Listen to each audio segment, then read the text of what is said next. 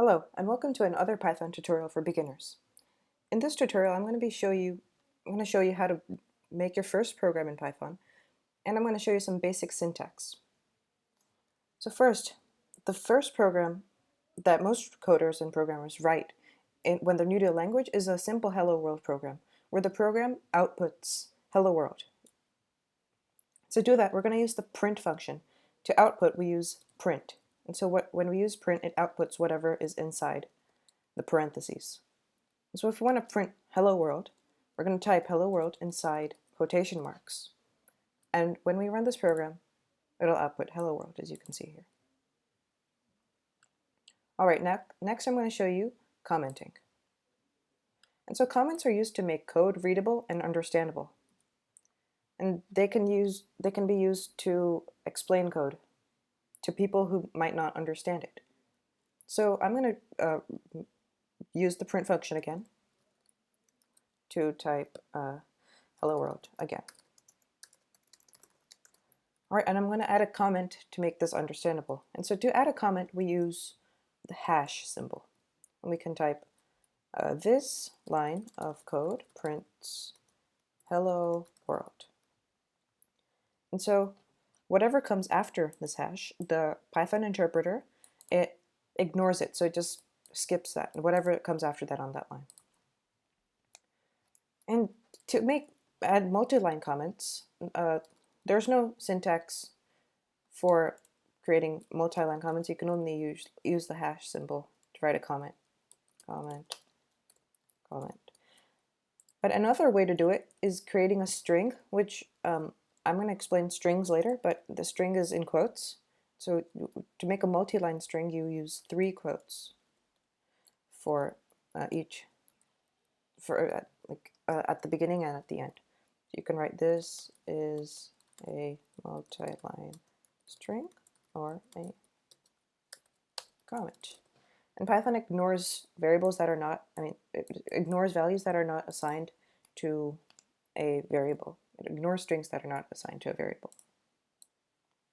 So this is another way to do it if you like.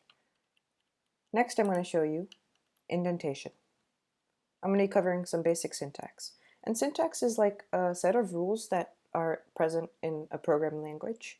And so one of the most important ones is indentation. An indentation is used to indicate a block of code. Like for example, a simple if statement. 5 is greater than 3. And you don't have to understand what this does right now. I'm just showing you the indentation rule. And so once we get to blocks of code like if statements, functions, classes, you'll understand why we're indenting. And so if 5 is greater than 3, then print this is true. We can run this program and it prints this as true. But if we don't indent this after the start of a block of code, then see it says we expected an indented block. And we get an indentation error. All right, so that's what indentation is in Python. Now I'm going to show you how to declare variables. Variables are like containers for storing values, and they can change. And so to declare a variable, you type the name of a variable, and then you type the equal symbol, and you type the value. So let's declare a variable called x equals, and we'll assign a numeric value to it, like 10. All right, to print a variable, all we'd have to do is use the print function, and we're not going to type x in quotes here because we don't want it to type x. We don't want it to print x. See, it prints out x, but not the value. If we want it to output the value, we type x without quotes. See, it will output 10. To declare multiple variables at a time, we can do that. So if we want to declare a variable called a and b and c at the same time, we can use commas to separate them, and then the values you're going to separate them as well. So if you want a to be 10, then type 10. If you want b to be 20, type 20, and then 30. So you're going to separate the values with commas and the variable names with commas. And we can go ahead and print a.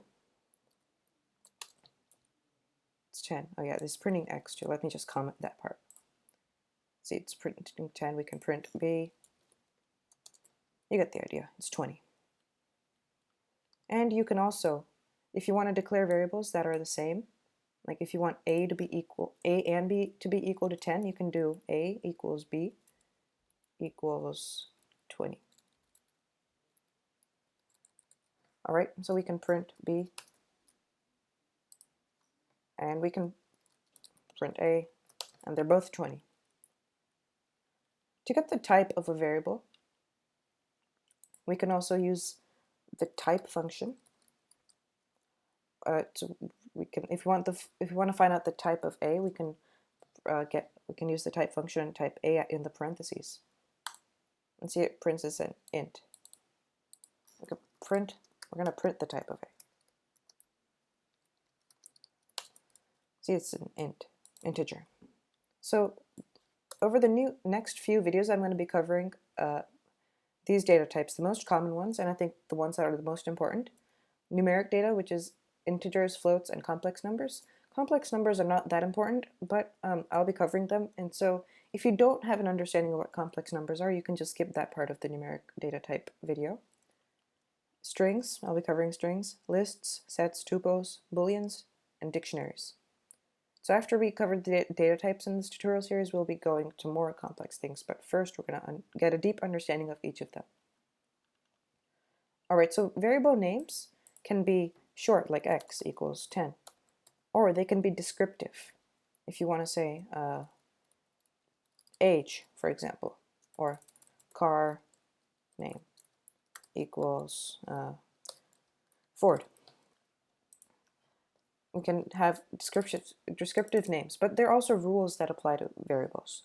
Like it must start with a letter or the underscore character, and it cannot start with a number. So if we start a variable name with a number, see, it returns an error, syntax error, invalid syntax. Cannot start with a number.